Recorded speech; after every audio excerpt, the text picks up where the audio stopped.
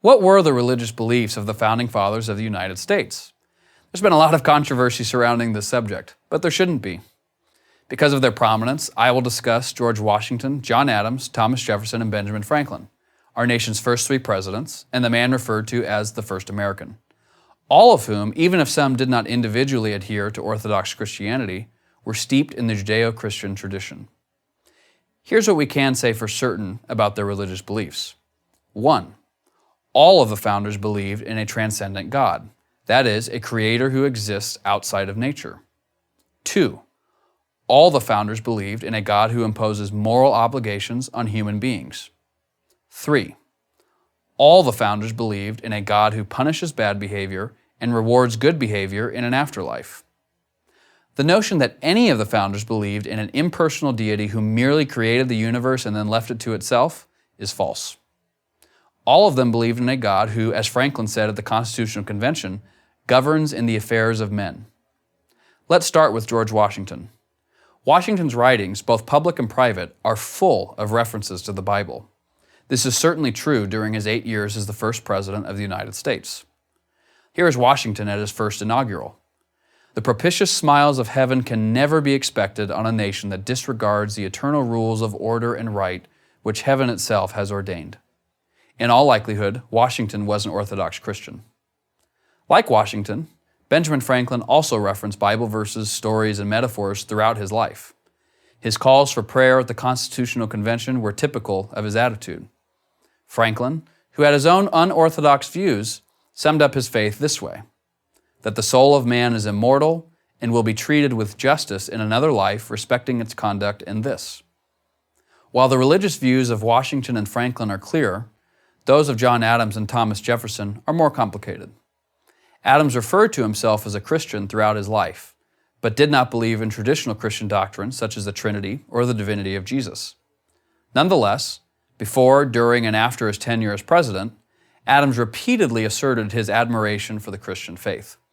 Those general principles of Christianity are as eternal and immutable as the existence and attributes of God, he wrote.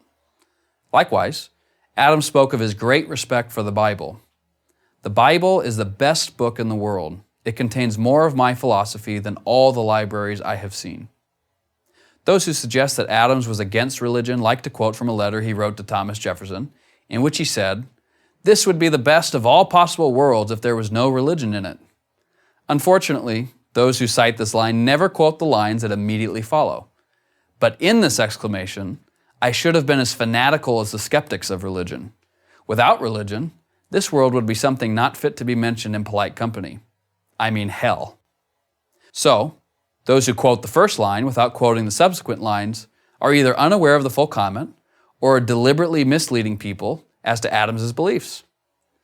Like Adams, Thomas Jefferson did not adhere to Orthodox doctrine. Yet he often declared himself to be a Christian. I am a Christian, he said, in the only sense he, Jesus, wished anyone to be, sincerely attached to his doctrines. As one of the leaders of the American Revolution, his views are well known. After all, this is the man who wrote in the Declaration of Independence that all men are endowed by their Creator with certain unalienable rights, that among these are life, liberty, and the pursuit of happiness. You can't get a much more explicit statement of belief than that. These four founders, Washington, Adams, Jefferson, and Franklin, were practical men with a sober view of human nature. They understood that man is morally weak and that religion provides the best encouragement and incentive to be good.